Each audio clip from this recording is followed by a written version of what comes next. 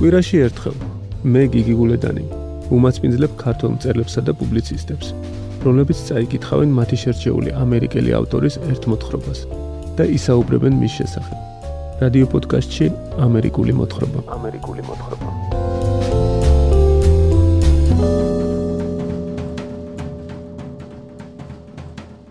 დღეს ამერიკული მოთხრობის 27 ეპიზოდში თქვენ მოისმენთ ტრუმენ კეპოტის მოთხრობას მირიამი, რომელიც თარგმნა ნიკოლოზ კენჭოშვილმა. მოთხრობა გამოქვეყნდა ჟურნალ ხომლის 1973 წლის მე-9 ნომერში. ახლა მისის მილერმა გოგონა უფრო ყურადღებით შეათვალიერა და მიხვდა, მას თმები კი არ ჰქონდა განსაკუთრებული, არამედ უშველებელი, გონიერი, გამჭრიახი თვალები, რომლებიც ისე გამოიყურებოდნენ მის პატარა სახეზე, რომ არც კი იფიქრებდი ბავშვი გიცქერისო. მისის მილერმა გოგონას ნამცხვარი შესთავაზა. რა ქვია გენაცვალე? მირიამი, ისეთი ხმით უპასუხა გოგონამ, თითქოს გაუკვირდა ჩემი სახელი როგორ არის ისო. რასასაცილოა, მეც მირიამი მქვია. საერთოდ ეს სახელი არ არის ძალიან გავრცელებული. დღევანდელი ეპიზოდისთვის ტრუმენ კეპოტის მირიამი შეარჩია მწერალმა მარიამ გურგენიშვილმა. მარიამის წიგნი მარგალიტები, რომელიც გამომცემლობა პალიტრაელის კონკურს გახთი ბესტსელერის ავტორის ფარგლებში შეიქმნა, 2022 წელს გახდა საბას ფინალისტი საუკეთესო ლიტერატურული დებიუტის კატეგორიაში. გამარჯობა მარიამ. გამარჯობა. 1945 წელს მირიამი იყო ერთ-ერთი პირველი მოთხრობა, რომელიც კეპოტმა გამოაქვეყნა და ამ მოთხრობის შემდეგ დაინტერესდა მისი ტექსტებით Random House-ის გამომცემელი, რაც კეპოტთან ახალი წიგნის კონტრაქტის გაფორმებით დასრულდა.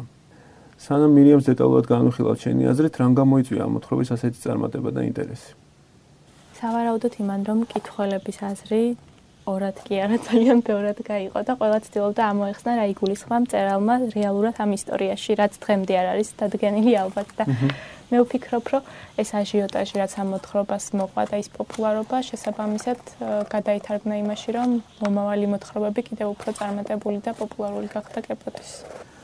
კარგი, მოდით მოვისმინოთ მოთხრობა და შემდეგ განვაგრძელოთ საუბარი. თქვენ უსმენთ რადიო პოდკასტს ამერიკული მოთხრობა. პროექტის რეგიონული პარტნიორები არიან რადიო მარნეული, ინოცმინდის სათემო რადიო ნორი, ახალციხის რადიო სამხრეთის კარიბჭე და ქუთაისის რადიო ძველი ქალაქი. პროექტი ხორციელდება საქართველოში ამერიკის საელჩოს მხარდაჭერით.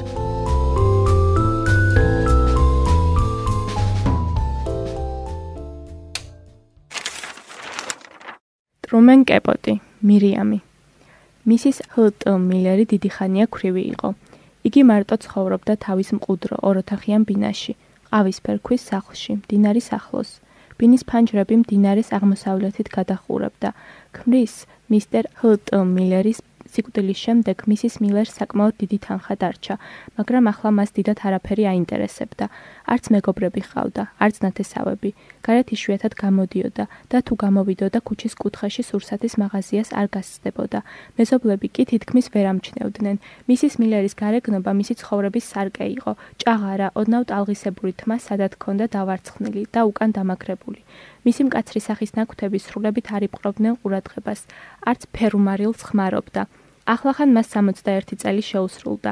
მისის მილერი თითქმის არასოდეს იყო უსაქმოდ. თავისი ორი ოთახი მუდამ დაკრიალებული და დალაგებული ჰქონდა. სადილს თვითონ იმზადებდა, გულდაგულ უვლიდა იადონს და იშვიათად ეწეოდა სიგარეტს. შემდეგ იგი მირიამს შეხვდა. იმ ღამეს თოვდა.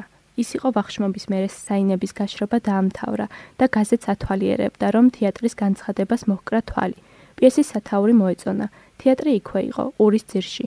არ დააყოვნა, ბეწვის პალტოში გაეხვია, კალოშები ჩაიცვა, მოსაცდელში სინათლე ანთებული დატოვა და სახლიდან გავიდა. გარეთ სიბნელის გარდა ყველაფერი სიამოვნებას ქვრიდა. ფიფქები დათოვლი ტროტუარზე ჩუმად ეცემოდა და ქრებოდა. მდინარის მხრიდან ცივი ქარი უბერავდა. თავჩაღუნული მისის მილერი ქუჩაში მიიჩქაროდა, წუთით ფარდულთან შეჩერდა, ცოტაოდენი ნამცხვარი იყიდა და გზა განაგრძო. თეატრის სალაროსთან გრძელი რიგი იდგა. მისის მილერი რიგში ჩადგა. ალბათ დასაჯდომი ადგილები აღარ მოგვიწევს, ჩაილაპარაკა ვიღაცამ, დაღლილი ხმით. მისის მილერმა ხელჩანთა გახსნა და ზუსტად იმდენი ამოიღო, რამდენიც ბილეთს სჭირდებოდა. რიგი ნელ-ნელა მიიწევდა. რომ არ მოეწყინა, მისის მილერი აქეთ-იქით იხედებოდა და გამრავლებს ათვალიერებდა. უცებ იქვე ახლოს სვეტთან პატარა გოგონა შეამჩნია. გოგონას თითქმის თეთრი ზოლებად ჩამოშლილი თმა სინათლეზე ვერცხლივით უბზინავდა. ნაზი და გამხდარი იყო. ხავერდის საყელოიანი მოხდენილი პალტო ეცვა. პატარა ხელებით დოინჯი შემოეწყო და ოდნავ მოხრილი ცალი ფეხით სვეტზე მიყრდნობილი, ლამაზად იდგა. მან მისის მილერისკენ გამოიხედა. ქალმა უცნაური აღელვება იგრძნო და გაუღიმა. გოგონა მისკენ წამოვიდა. ხომ არ დამეხმარებით, მე მინდა რომ სიამოვნებით თუ შემიძლია, უპასუხა მისის მილერმა. ძალიან მადლობელი ვიქნები ბილეთს თუ მიყიდით. ხომ იცით მარტო არ შემიშვებენ. აი ინებეთ ფული. თქვა გოგონამ და ორივე ხელით ფული ისე გაუწოდა, თითქოს ღმერთს ევედრებოდა. თეატრში ერთად შევიდნენ. კონტროლიორმა მათ ბილეთები მოუხია და უთხრა: მოსაცდელ დარბაზში კიდევ 20 წუთს იქნება კინოქრონიკის ჩვენებაო. თავს ნამდვილ დამნაშავედ გრძნობ, ღიმილით თქვა მისის მილერმა. ასეთი რამის გაკეთება კანონით არ შეიძლება. თუმცა დიდი არაფერი მომხდარა. ხო მართლა, დედა შენმა ხომ იცის სადაც ხარ? იცის თუ არა? გოგონამ არ უპასუხა. პალტოს ღილები შეიხსნა და კალთები გვერდზე გადაიწყო. ლამაზ ყელზე შემოხვეულ ოქროს ცეცხლის რგოლებს პატარა თითებს ისე უთათუნებდა, თითქოს სალამურს უკრავსო. ახლა მისის მილერმა გოგონა უფრო ყურადღებით შეათვალიერა და მიხვდა, მას თმები კი არ ჰქონდა განსაკუთრებული, არამედ უშველებელი, გონიერი, გამჭრიახი თვალები, რომლებიც ისე გამოიყურებოდნენ მის პატარა სახეზე, რომ არც კი იფიქრებდი ბავშვი გიცქერისო. მისის მილერმა გოგონას ნამცხვარი შესთავაზა. რა ქვია გენაცვალე? მირიამი, ისეთი ხმით უპასუხა გოგონამ, თითქოს გაუკვირდა ჩემი სახელი როგორ არ იცისო. რა სასაცილოა, მეც მირიამი მქვია. საერთოდ ეს სახელი არ არის ძალიან გავრცელებული. არ თქვა ჩემი გვარიც მილერი არისო. არა, სასაცილოა, ნამდვილად სასაცილოა. ნამდვილად თქვა მირიამმა და ნამცხვარს უკბიჩა. მისის მილერი გაწითლდა, წამით აწრიალდა ადგილზე. ასე პატარა ხარ და ენა კი კარგად გიჭრის. მართლა? დიახ, უთხრა მისის მილერმა და იმ წამსვე ყურადღება სხვა რამეზე გადაიტანა. გიყვარს კინო? კითხა მირიამს. კინოში არასოდეს ვყოფილვარ, უპასუხა მირიამმა. ხო, მისის მილერმა სკამის საყრდენზე თითები აათამაშა. ეკრანზე ბომბები ფეთქდებოდა. მისის მილერი ადგა, საფულე იღლიაში ამოიდო და თქვა: ახლა სჯობს ვიჩქარო, რომ ადგილი ვიშოვნო, ვიდრე წარმოდგენა დაიწყებოდეს. ძალიან მესიამოვნა შენი გაცნობა. მადლობის ნიშნად მირიამმა ოდნავ დაუკრა თავი. მთელი კვირა თოვდა. ქუჩაში ავტომობილების და ხალხის ხმაური აღარ ისმოდა. თითქოს საქმიანმა ცხოვრებამ საიდუმლოდ გადაინაცვლა თხელი, მაგრამ გაუმჭვირვალე ფარდის უკან. თოვლში ცა და დედამიწა ერთმანეთს შერწყმოდა. თოვლის ფიფქები ეფინებოდა ფანჯრებს, აცივებდა სახლებს, მარხავდა და არინდებდა ქალაქს. მისის მილერს შუქი მთელი დღეენთო ოთახში. ვეღარ გაეგო დღე იყო თუ ღამე, პარასკევი თუ შაბათი. კვირას მისის მილერი სურსათის მაღაზიაში წავიდა. მაღაზია დაკეტილი დახვდა. საღამოს კვერცხი ათქვიფა, პამიდორის წვენში ჩაასხა და მარილი დაუმატა. ფანელის ხალათი მოიხურა, სახეზე გამაგრილებელი კრემი წაისვა. ლოგინში შეწვა და ფეხებთან ცხელი წყლით სავსე ბოთლი დაიდო. ტაიმს კითხულობდა, როცა ზარმა დარეკა. ჯერ გაიფიქრა, ალბათ შეცდომით რეკავენო, მაგრამ ზარის ხმა არ წყდებოდა. ვიღაც დაჟინებით რეკავდა. მისის მილერმა საათს დახედა. 12 იყო დაწყებული. 10-ისთვის კი მას ყოველთვის ეძინა. ნუ თუ ასე გვიანია, შეუძლებელია. ნელ-ნელა წამოდგა ლოგინიდან. ფეხები წუღებში გაუყარა. მოითმინეთ, მოვდივარ, დაიძახა. სასადილო ოთახი გაიარა, საკეტი გადაატრიალა. ზარი კი წკრიალებდა. გეყოფათ ამდენი რეკვა, გასცახა და ოდნავ გამოაღო. რა მოხდა, ღმერთო ჩემო, რა ამბავია? სალამი, მიაძახა მირიამმა. ეს შენ ახარ, უთხრა მისის მილერმა ხმადაბლა და კარი უფრო ფართოდ გააღო. მე კი მეგონა არ გამიღებდით. ვიცოდი სახლში იყავით და ზარის ღილაკს თითი არ მოვაშორე. ხომ გაგეხარდათ რომ მოვედი? მისის მილერი დაიბნა, არ იცოდა რა ეპასუხნა. შეამჩნია, რომ გოგონას ისევ ის პალტო ეცვა, თავზე ბერეტი ეხურა, ორ პატარა წნელივით ნაწნავზე თეთრი დიდი ბაფტა კოხტა თეკეთა. რამდენი ხანი აქ ვდგავარ, ბოლოს და ბოლოს შემომიშვებთ თუ არა, თქვა მირიამმა. ახლა რომ ძალიან გვიანია. მირიამი სიბნელეში ქალის სახეს თითქმის ვერ ხედავდა. მერე და ამას რა მნიშვნელობა აქვს, შემომიშვით, აქ ძალიან ცივა, თანაც აბრეშუმის კაბა მაცვია. მირიამმა ქალის ხელი მორიდებით გასწია და ოთახში შევიდა. გოგონამ პალტო და ბერეტის კამზე დაყარა. აბრეშუმის ქათქათა კაბა აშრიალდა. აბრეშუმის კაბა თებერვალში. გრძელსახელოიანი კაბა ლამაზად იყო შეკერილი. მირიამმა ოთახში გაიარ გამოიარა. როგორ მომწონთ თქვენი ბინა, რა კარგი ხალიჩაა, ლურჯი ყველაფერს მირჩევნია, თქვა მირიამმა და ჰავის მაგიდაზე საყვავილეში ჩადგმუნქაღალდის ვარდს თითით შეეხო. ხელოვნურია, დაუმატა, სავარძელში ჩაჭდა და კაბა გაისწორა. რა გინდა, რისთვის მოხვედი? კითხა მისის მილერმა. დაბრძანდით მისის, ძალიან არ მიყვარს, როცა ვინმე ფეხზე დგას. რა გინდა, გეკითხები, გაიმეორა მისის მილერმა და იქვე რბილ სკამზე ჩამოჭდა. თითქოს არ გაგეხარდათ ჩემი მოსვლა. მისის მილერმა ამჯერადაც არ იცოდა რა ეთქვა. მერე უაზროდ გააქნია ხელი. მირიამი სავარძლის ზურგს მისწოლოდა და კისკისებდა. მისის მილერმა ახლა შენიშნა, რომ გოგონას არც ისე მკრთალი სახე ჰქონდა. საიდან გაიგე, რომ აქ ვცხოვრობ? ეგ არაა ძნელი, თქვენც ხომ მირიამი გქვიათ. კი, მაგრამ ჩემი გვარი ტელეფონების სააბონენტო წიგნში რომ არ არის? მოდით სხვა რამეზე ვილაპარაკოთ. მისის მილერმა დაიწყო. დედა შენი გიჟი თუ არ არის, როგორ გიშვებს მარტოკას ამ შუაღამეში სახეტიალოდ, ისიც ასეთ სასაცილოდ ან საცმელში, ნამდვილად გაგიჟებულა ის საცოდავი. მირიამი ადგა და ოთახის კუთხეში წავიდა, სადაც ჯაჭვზე დაკიდებულ გალიაში იადონი იყო. ფეხის წვერებზე შედგა და გალიაში ჩაიხედა. იადონი, რა ლამაზია, შეიძლება გავაღვიძო. მისი სიმღერა მინდა მოვისმინო, თქვა ახტაცებულმა მირიამმა. არ გაბედო, ნუ აწუხებ ტომს, უპასუხა გაჯავრებული ხმით ქალმა. ხო, არ გავაღვიძებ, მაგრამ არ მესმის, რატომ არ შეიძლება მისი სტვენა რომ მოვისმინო, თქვა და შემდეგ იკითხა. არაფერი გექნებათ რომ ჭამო? ძალიან მშია, თუნდაც რძე იყოს ან ბუტერბროდი. ყური დამიგდე რა გითხრა, უთხრა მისის მილერმა და რბილის კამიდან წამოდგა. შენ ხომ ჭკვიანი გოგო ხარ, მოგცემ საჭმელს და როგორც კი შეჭამ, შინ გაიქეცი. პირველი საათი დაიწყო. ცივა, თოვს, სიბნელი, აბა როგორ წავიდე. აქ იმისთვის არ უნდა მოსულიყავი რომ აღარ დაამთავრა მისის მილერმა. თავი შეიკავა, არ უნდა და ძალიან გაელანძღა გოგონა. მე ხომ ვერ შევცვლი ამინც. თუ გინდა საჭმელი გაჭამო, სიტყვა მომეცი, რომ როგორც კი შეჭამ, მაშინვე შინ წახვალ. მირიამმა ლოყაზე ჩამოშლილი თმები გაისწორა. ჩაფიქრდა.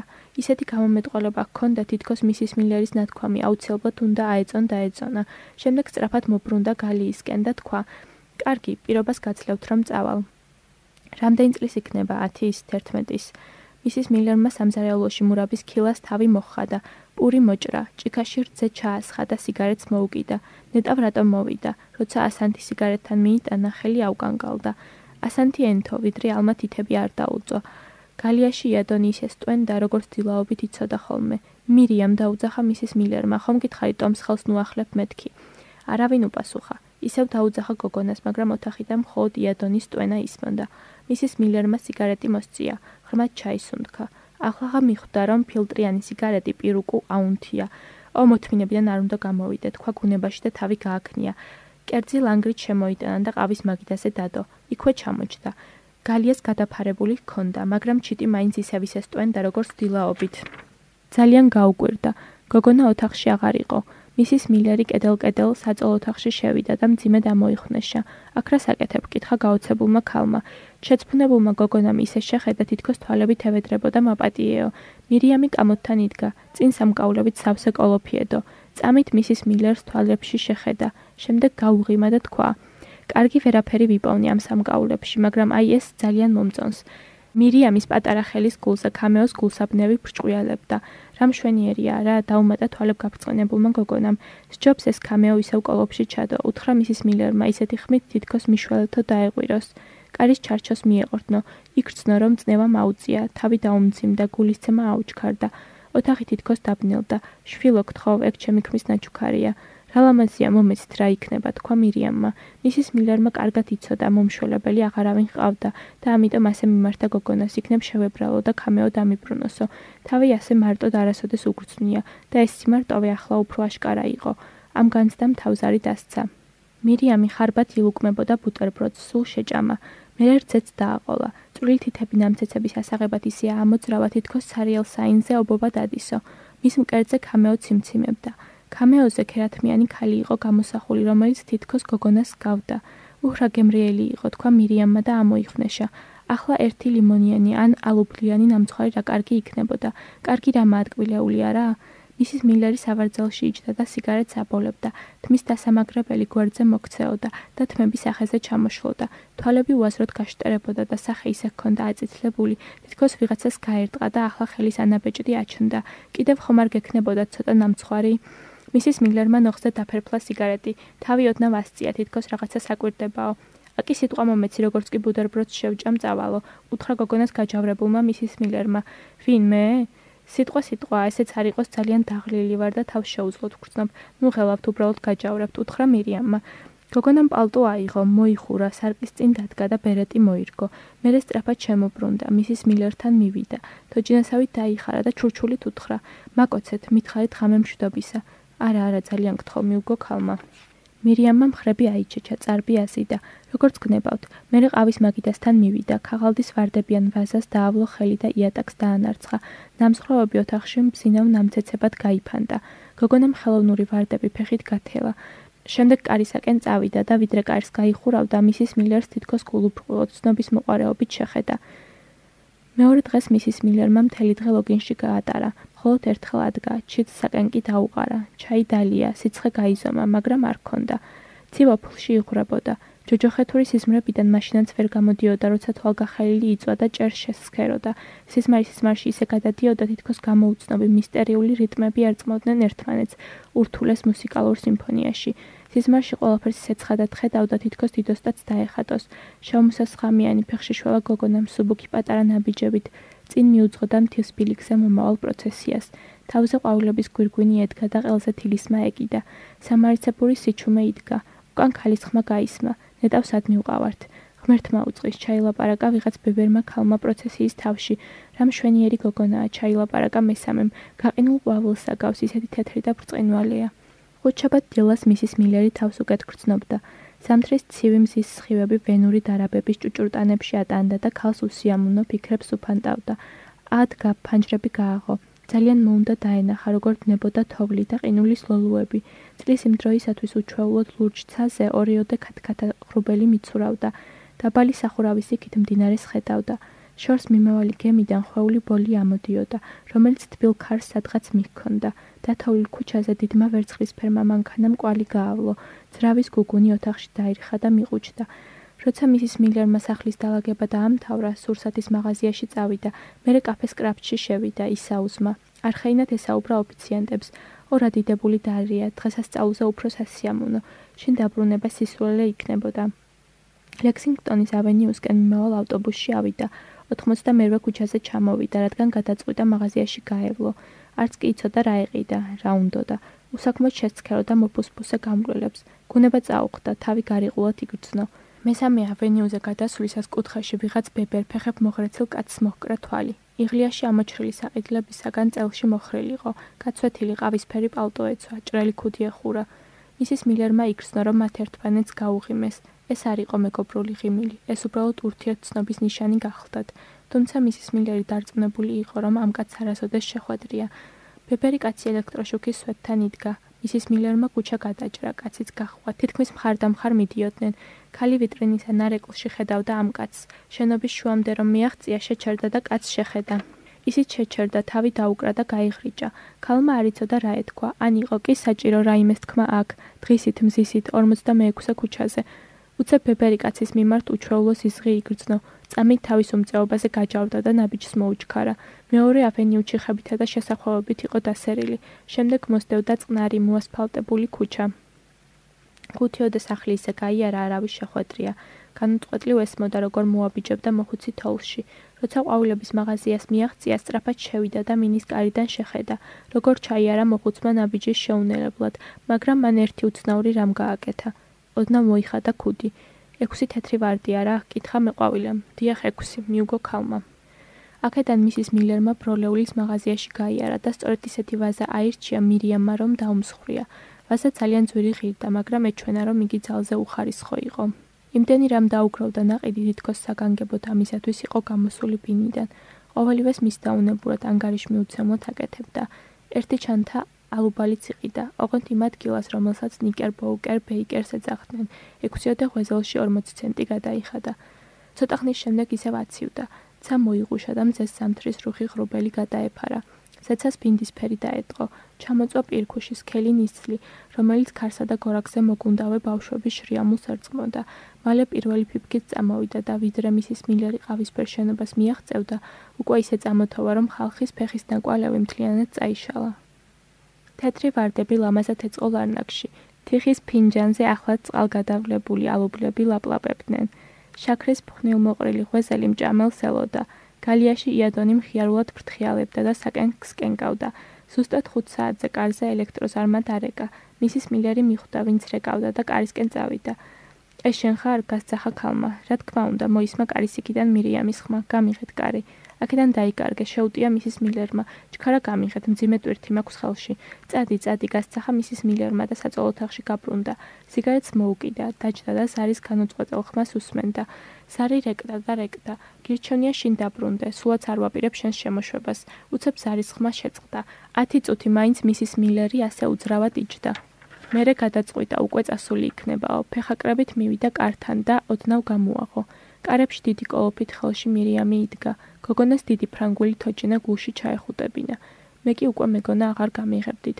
მომეხმარეთ თუ შეიძლება, ეს ოხერი ისეთი მძიმეა, რომ ხელები დამაწყვიტა, თქვა გაღიზიანებულმა მირიამმა. მისის მილერმა ვეღარაფრის თქმა ვერ მოახერხა, უცნაურმა უძლურებამ შეიპყრო, ყუთი გამოართვა. მირიამი გულში ჩახუტებული თოჯინით ოთახში შემოვიდა, თავი აღარ შეიწუხა პალტოს გასახდელად და ტახტზე წამოსკუპდა. უდარდელად უცქერდა, როგორ დააგდო მისის მილერმა ყუთი და აკანკალებული როგორ შეეცადა აღელვების დაფარვას. გმადლობთ, თქვა გოგონამ. დღეს შუქზე გოგონა ლოყა აწითლებული ჩანდა, სახე დაღლილი ჰქონდა, თმები ახლა უფრო სუსტად უელვარებდა. გულში ჩახუტებულ თოჯინას სახე გაბოდრული ჰქონდა. მისი უაზრო და სასაცილო თვალები ისე გამოიყურებოდნენ თითქოს მირიამისგან ნუგეშ სელიანო. მე სიურპრიზი მაქვს თქვენთვის, განაგრძო მირიამმა, გახსენთ ყუთი და ჩაიხედეთ. მისის მილერმა დაიჩოქა. ყუთი გახსნა და თოჯინა ამოიღო. შემდეგ ლურჯი კაბა, რომელიც მირიამს იმ ღამით თეატრში ეცვა, სხვა ნივთებიც დაათვალიერა და თქვა, სულ ტანსაცმელებია რატომ?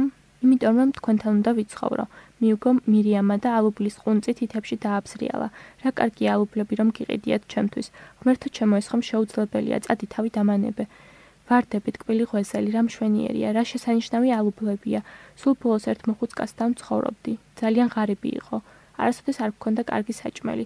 მე მგონია თქვენთან ბედნიერი ვიქნები. მირიამმა თოჯინა გულში ჩაიგრა და განაგრძო. ხომ არ მეტყვიცად დავაწყო ჩემი ნივთები. მისის მილერს სახე წამოენთო, აქვითინდა, ტირო და ჩუმად უცრემლოდ, თვალები დახუჯა და ბარბაცდა, კარს მიეყნა და თავი რომ შეეკავა ბინასახელურს მოჰკიდა ხელი. წინკარი გაიარა, ქვედა სართულზე მძიმედ ჩავიდა, მეზობლის კარს მიადგა და მორიდებით დააკაკუნა. წითელთმიანმა კაცმა კარი გაუღო. მისის მილერი შევიდა. რა მოხდა, რა იყო, ჰკითხა კაცმა. ცუდი ხომ არაფერი მომხდარა, გენაცვალე, ჰკითხა ქმარს ახალგაზრდა ქალმა, რომელიც სამზარეულოდან გამოვიდა და ხელებს იმშრალებდა. მაპატიეთ რომ გაწუხებთ, ძალიან მერიდება, მაგრამ მე მისის მილერი ვარ, თქვენ ზემოთ ვცხოვრობ. მისის მილერი ლოყებს ისრესდა. კარგად ვიცი რომ ეს საქციელი. ახალგაზრდა ქალმა მისის მილერს სკამი მიართვა. კაცმა ხელები ჯიბეში ჩაიწყო და აღელვებულმა ხურდა ფული ააჩხარულა. იცით რა, თითქმის ტირილით დაიწყო მისის მილერმა. ჩემთან ერთმა პატარა გოგონამ დაიწყო სიარული. ისე მეშინია მისი. უნდა რომ ჩემთან იცხოვროს. ეს შეუძლებელია, რა საშინელებაა. ერთხელ ქამეო მომპარა, ახლა კიდევ ვინ იცის რა უნდა. ღმერთო ჩემო, რა საშინელებაა. კაცმა ჰკითხა, თქვენი ნათესავია? მისის მილერმა თავი გააქნია. რა ვიცი ვინ არის, მირიამი ჰქვია, ისე კი არ ვიცი ვინ არის. ნუ ღელავთ, ახალგაზრდა ქალი ცდილობდა დაემშვიდობინა და მოწიწევით მკლავზე ხელი მოჰკიდა. ჰარი, აბა ერთი ადი და ნახე ის გოგონა გენაცვალე. ჩემი კარი ღია, ხუთია, უთხრა მისის მილერმა. ჰარი გოგონას სანახავად ზევით ავიდა, ახალგაზრდა ქალმა დანამული პირსახოცი მოიტანა და მისის მილერს შუბლი და ლოყები გაუწმინდა. გმადლობ, დიდი მადლობა, უთხრა მისის მილერმა. მაპატიეთ რომ ასე შეგაწუხეთ იმ საწაგელი ბავშვის გამო. არა უშავს, უთხრა ქალმა, ახლა დამშვიდდით. იდაყვის დაყრდნობილი მისის მილერი თავჩაღუნული იჯდა, კინაღამ ჩაეცინა. ქალმა რადიო ჩართო. პიანინოსა და სიმღერის ჩახრენწილმა ხმამ სიჩუმე დაარღვია. მისის მილერმა თავი ასწია, გამოფხიზლდა. იქნებ სჯობდა რომ შინ დაბრუნებულიყავით და დაგესვენოთ, უთხრა მეზობელმა ქალმა. დანახვაც არ მინდა მისი, ახლოსაც არ მინდა გავიკარო. რაღაც უნდა მოგეფიქრათ, ბოლოს და ბოლოს პოლიციას დაუძახებდი. კიბეებზე კაცის მძიმე ნაბიჯების ხმა გაისმა. კაცი წარბშეკრული შემოვიდა ოთახში. კეფა მოიქექა. იქ არავინაა, თქვა კაცმა აშკარად შეწუხებული ხმით. ალბათ გაიპარა. რა სისულელეს ლაპარაკობ, ჰარი, ჩვენ აქედან ფეხი არ მოგვიცვლია, ზევიდან არავინ ჩამოსულა. კაცმა მკაცრად შეხედა და ქალმა მაშინო ხმა გაკმინდა. ყველგან ვეძებე, ოთახში არავინაა. გესმის თუ არა? არავინ. მისის მილერი წამოდგა და კაცს კითხა. დიდი ყუთი თუ ნახეთ იატაკზე, ან დიდი თოჯინა? არა, მისის მილერმა თითქოს განაჩენი წაიკითხაო, თქვა. მაპატიეთ ასე ხმამაღლა რომ მტიროდი. მერე ფეხაკრაფით შევიდა ოთახში, შუა გულში შეჩერდა და ადგილზე გაქვავდა. ვარდები, ნამცხვარი, ალუბლები თავის ადგილზე იყო. მიუხედავად ამისა, ოთახი დაცარიელებული, ცივი, უსიცოცხლო და მგლოვიარე ეჩვენა. იგრძნო ახლა სავარძლის სიცარიელი ასე არ შეადრწმუნებდა იქ, რომ მირიამი ყოფილიყო წამოსკუპული. მისის მილერი იმ ადგილს მიაშტერდა, სადაც ცოტა ხნის წინ მირიამის ყუთს ხსნიდა. მერე ფანჯარაში გაიხედა. მდინარე ნამდვილი იყო. ნამდვილად თოვდა, მაგრამ მაინც არაფერი იყო ცხადი. იგი აშკარად ხედავდა სადღაც მირიამს, მაგრამ სად არის იგი, სად? თითქოს სიზმარშიაო ისე ჩაეშვა სავარძელში. ყველაფერი დატრიალდა, ტრიალებდა ოთახი, თვალთ უბნელდებოდა. ძალა აღარ შესწევდა, ხელი აეწია და სინათლე აენთო. თვალები დახუჯა, ისეთი შვება იგრძნო, როგორც მყინთავი გრძნობს წყლის ზედაპირზე ამოსვლისას. სასოწარკვეთილებისას და უკიდურესი უძლურებისას არის წამი, როცა რაღაც სასწაულს მოელიდა, მაშინ გონება სრული სიმშვიდე იპყრობს. გონია გძინავს ან ირეალურ სამყაროში ხარ. ამ დროს საოცარ შვებას გრძნობ და სულ სხვაგვარად აზროვნებ. თქვათ მისის მილერი სრულიად არ შეხვედრია გოგონას და განასისრული არ იყო მაშინ ქუჩაში ბებერი კაცის რომ შეეშინდა და ბოლოს ყოველივე ამას რა მნიშვნელობა აქვს. ბოლოს ისიც ნათელი გახდა მირიამისთვის, რომ აქამდე იგი არ იყო მისის მილერი, რომ მხოლოდ ახლა იპოვა ადამიანი, რომელიც ცხოვრობდა ამ ბინაში, თვითონ იმზადებდა საჭმელს, ული და იადონს. იპოვა ქალი, ვისიც წამდა და ენდობოდა. მისის მილერი ფიქრებში იყო გართული, თან ხმაური ესმოდა. ვიღაცა მუჯრა გამოსწია, შესწია, შემდეგ ეს ხმაური აბრეშუმის კაბის შრიალმა შესცვალა, რომელიც ნელ-ნელა ახლოვდებოდა და მთელს ოთახში ირხეოდა. ქალი წამით დაიძაბა, თვალები ოდნავ გაახილა. იგი ბუნდოვნად ხედავდა სახეს, რომელიც მას უყურებდა. Hello, თქვა მირიამმა. კონუსმენტ რადიო პოდკასტს ამერიკული მოთხრობა. პროექტის რეგიონული პარტნიორები არიან: რადიო მარნეული, ინოწმინდის სათემო რადიო ნორი, ახალციხის რადიო სამხრეთის კარიბჭე და ქუთაისის რადიო ძველი ქალაქი. პროექტი ხორციელდება საქართველოში ამერიკის საელჩოს მხარდაჭერით.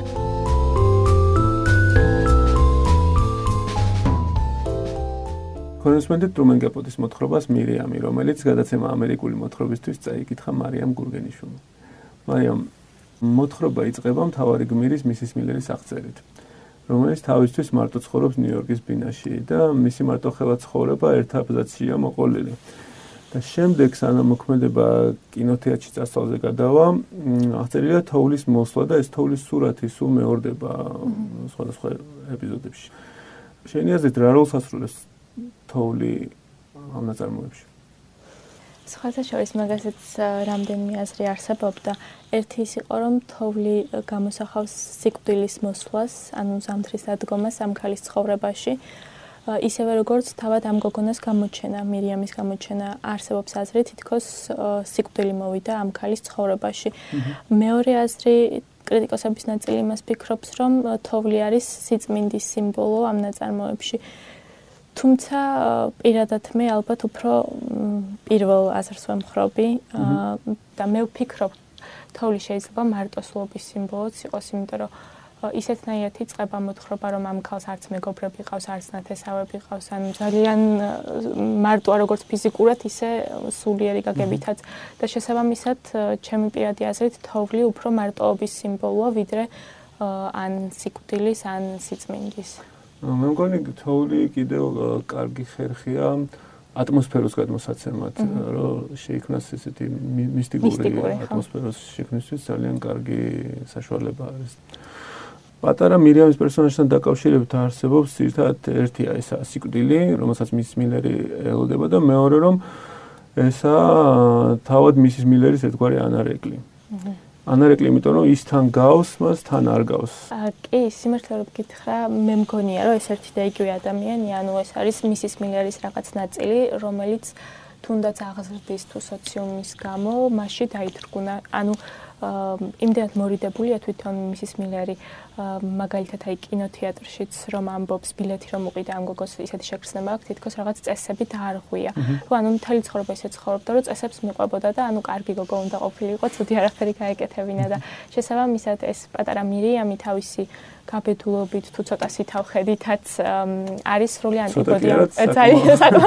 სითავხედით არის სრული ანტიპოდი ამ ქალის და მე ვფიქრობ, რომ ის თვისებები, რაც მისის მილერი მთელი ცხოვრება საკუთარ თავში თრგუნავდა, შესაძლოა აღზრდის გამოც და თქვათ ქალებისგან ელოდნენ რომ უნდა ყოფილიყვნენ თვინიერი, ზრდილობიანი, დამჯერი, people pleaseri წარებში რომ თქვათ, მთელი ცხოვრება ეს მეორე შავბნელი მხარე ქონდა დათრგუნული და სხვათა შორის თვითონ ავტორიც ამბობდა, რომ ყველა ადამიანს აქვს ეს ბნელი მხარე, ანუ კეპოტის სჯეროდა ეგ, რომ ჩვენში არის როგორც სიკეთე, ისე ბოროტება და ეს შავბნელი რაღაც თვისებები და ალბათ ამით იმას ცდილობდა, რომ ეს პროექცია ამ ქალის ერთგვარი და სხვათა შორის იმასაც ამბობდნენ, რომ თვითონ კეპოტი იყო ძალიან მარტოსული ბავშვი და აი მისის მილერი რომ ეუბნება მირიამს დედა შენი რასაკეთებს გიჟია ღამით მარტო რო გიშვებს კეპოტისაც ქონდა დედასთან პრობლემები რამდენადაც მე მაქვს აკითხული და ეს მიტო ბავშვობის დასაწყისში მე მგონი რამდენიმე წელი საერთოდ დედის გარეშე ისდებოდა და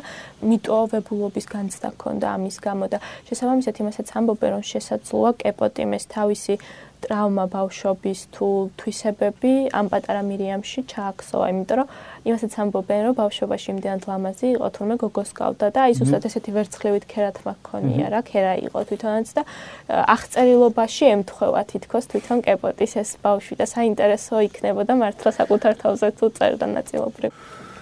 ესეთი ეპიზოდი არის იქ, რომ როცა ბინაში მოაკითხავს.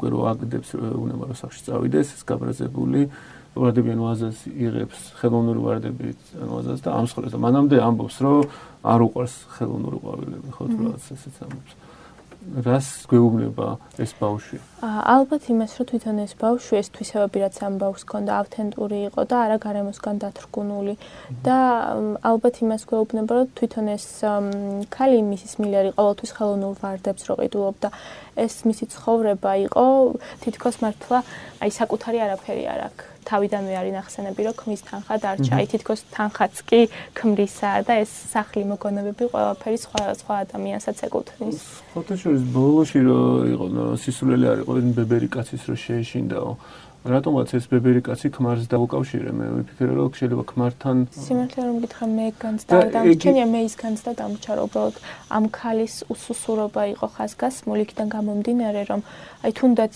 დღისით მზისით ხალხმრავალ ქუჩაზე რას დაუშავებდა ხო ეს კაცი მაგრამ ისევე როგორც საკუთარ სახლში იყო უმწეო და არას თქმა უჭირდა ქუჩაშიც აი რაღაცნაირი უმწეობის განცდა დამიტოვა და მგონია რომ იმიტომ ეჩვენებოდა მაინც და მაინც ასეთი თვისებების მქონე ბავშვი რომ საკუთარი თავით თვითონვე აღიზიანებდა აი ის კაცი რო სძულდა მე მგონია რომ საკუთარი თავის სძულდა თავისი უმწეობის გამო იმ ქუჩაში რომ რაღაცნაირად შეეშინდა ადამიანის რომელიც ვერაფერს ვერ დაუშავებდა ხო რეალურად ეს ბავშვი ნამდვილიც რომ ყოფილიყო მაინც ვერაფერს ვერ დაუშავებდა თუნდაც საკუთარ სახლში დასდგომოდა თავს და მგონია რომ საკუთარი უმწეობით იყო შეწუხებული ეს ქალი და ზუსტად იმიტომ ელანდებოდა თუ შექმნა თავის გონებაში ეს ბავშვი რომელიც მისგან ასე განსხვავდებოდა და რასაც თვითონ ვერასოდეს ვერ გაბედავდა ვერც ერთ ასაკში რომ გაეკეთებინა როგორც ეს ბავშვი სრულიად უცხო ადამიანს თქვათ მიადგა კარზე მოიტანა თავისი ტანსაცმელები და აქ ცხოვრობდა ალუბლებიდან ამცხობი მაჭამეო მაგას თვითონ ვერ იზავდა ვერასდროს სწორედ ამ იმპულსური შოპინგის დროს როცა ხდება ამ რაც გაუგებარი გამაღიზიანებელი კაცის გამოჩენა მაგიტომ დაუკავშირე მის ქმარს. შეიძლება ხო რა ვიცი. მეც ძალიან ბევრი კითხვა დამება და აი აუარება და ბოლომდე მაინც ვერ გავეცი პასუხი ყველას. ეს პატარა სიურპრიზი ვინახავ ბოლოსთვის და იქნებ რაღაცეები ნათელი გახდეს ამის მე. მაგრამ მანამდე ეს იმპულსური შოპინგი საბჭოებად დამჩა რომ ამ გოგოს მოსვლისთვის ამზადებდა ამ ყველაფერს. იმიტომ მანამდე იმ ხო უთხარ რომ აი კარგი ატკბილეული რო გაქვს სახში. მართლაც მივიდა იგივე მაღაზიაში იყიდა მირიამი ბოდიში რომ არ დახვდა აი მეზობლების სახლიდან შემოbrunდა როგორც სიცარიელის და მარტოობის გრძნობა ქონდა ანუ უნდოდა რეალურად რაღაც ნაწილს ისას ქვეცნობიერად რომ ეს ტკბილეული ამ გოგოს დასახვედრად ხო და ამავე დღეს იყიდა 6 თეთრი ვარდი უბრალოდ დაინტერესდი ეს 6 თეთრი ვარდი რა შეიძლება ნიშნავს და აღმოჩნდა რომ თეთრი ვარდები და შესაბამის რაოდენობებს აქვს სხვადასხვა მნიშვნელობა და 6 თეთრვაც როცა უძღვნი ვიღაცას ეს ნიშნავს რომ ეუბნები სურს რომ გავხდე შენი უი არ ვიცოდი და სიურპრიზი რასაც გითხარი არის ერთი წერილი რომელიც ნიუ-იორკ ტაიმსში გამოქვეყნდა 2018 წელს ეს წერილი ერთმა ქალმა სახლის არქივებში აღმოაჩინა და მასში ტრუმენ კეპოტი ამ ქალის დედას რიგით კითხოს გულდასმით განუმარტავს ამ მოთხრობის შინაარს. და ესეთ რაღაცას წერს. ძვირფასო მისის ოურენ. გმადლობთ თქვენი საკმაოდ შემაშფოთებელი, მაგრამ რა თქმა უნდა ძალიან სახალისო წერილისთვის. მაგრამ გულწრფელად რომ ვთქვათ, თქვენი მოთხოვნა ცოტა არ იყოს დამაბნეველია. როგორც მივხვდით, თქვენ არ გესმით მირიამის კავშირი ქალბატონ მილერთან. სინამდვილეში მირიამი არის კიდეც ქალბატონი მილერი. უფრო სწორად მისი ბოროტი ელემენტი, როგორც ეს გარკვეული ხარისხით ყველა ადამიანშია, რომელსაც არასდროს ჰქონია გაზრდის ან ყვავილობის შანსი. სხვა სიტყვებით რომ ვთქვათ, მირიამი პროექციაა, გახსოვთ ზღაპარი გობლინების შესახებ, რომლებმაც შექმნეს ბოროტის სარკე, აიტანეს საში და დაამსხვრიეს ისე, რომ ერთი ნამსხვრევი პატარა ბიჭის თვალში მოხვდა და დაამახინჯა ყველაფერი, რასაც ხედავდა. რაღაც მსგავსი ძალა მოქმედებს ქალბატონ მილერზეც. ბოლოს, როცა ქალბატონი მილერი ფიქრობს, რომ ერთხელ და სამუდამოდ განთავისუფლდა ამ დემონი ბავშვისგან, მირიამი ბრუნდება. კითხვას უნდა ესმოდეს, რომ შემდგომში ის ყოველთვის იქნება ქალბატონი მილერის კომპანიონი. რა თქმა უნდა, არსებობს კლინიკური ტერმინები იმის შესახებ, თუ რა სჭირს ქალბატონ მილერს პერსონალური აშლილობა, შიზოფრენია თუ სხვა რამ, მაგრამ ჩემი მოთხრობა წარმოსახვითი დოკუმენტია და ყოველთვის არაა შესაძლებელი იმის ჩვენება, თუ რატომ და როგორ ხდება ესა თუ ის რამ სხვის გონებაში. არ მგონია თქვენგან 6 თეთრი ვარდი მივიღო, მაგრამ მაინც გმადლობთ. ალბათ ახლა კიდე უფრო დაგაბნიეთ ვიდრე აქამდე. წუხვად. ეს ის იშვიათი შემთხვევა, როცა მწერალი ასე დაუზარელად გვიშიფრავს მკითხველს თავისი ტექსტის შინაარსს. მე მგონი ბოლომდე მაინც არ გაგვიშიფრა. რას გულით უნდა, იმიტომ რომ იყო ერთი მონაკვეთი, აი პროცესია, რომელიც იზრდება, რომ ეს ბავშვი მიუძღვის ამ ხალხს, სადაც ან მკითხველის დიდ ნაწილს დარჩა შთაბეჭდილება, რომ ნამდვილად სიკვდილზე იყო საუბარი და ეს ბავშვი, ასე ვთქვათ, სიკვდილის ანგელოზი იყო. იმიტომ რომ ერთ მონაკვეთში ეს ბავშვი ამბობს, რომ ცხოვრობდი მოხუც კაცთან, სადაც მოვიწყინეო და ისეთი შთაბეჭდილება გრჩება თითქოს, რომ ის მოხუცი კაცი გარდაიცვალა და მას შემდეგ გადმოინაცვლა ამ ქალთან. მოხუც კაცთან მოვიწყინეო. მგონია, რომ ქმარზე იყო, რა თქმა უნდა. შეიძლება. ეგ ვარიანტია. კიდევ ერთი ვერსია. მოკლედ, რაც ნამდვილად იგრძნობა ჩემი აზრით, ეს არის ფინალში მარტოობა, იდენტობის კრიზისი, ცვლილებები და რაც თავარია სიკვდილი. დიდი მადლობა მარიამ. პირიქით მადლობა თქვენ. გასმენდით რადიო პოდკასტ ამერიკული მოთხრობის 27-ვე ეპიზოდს. მარიამ გურგენიშვილმა ჩვენთვის წაიკითხა ტრუმენ კეპოტის მოთხრობა მირიამი. ეს იყო ყოველკვირეული რადიო პოდკასტი ამერიკული მოთხრობა. აგვიზიარეთ თქვენი მოსაზრებები რადიო თავისუფლების ინტერნეტ პორტალსა და სხვა მითითებულ სოციალურ პლატფორმებზე. მე გიგი გულედანი ვარ.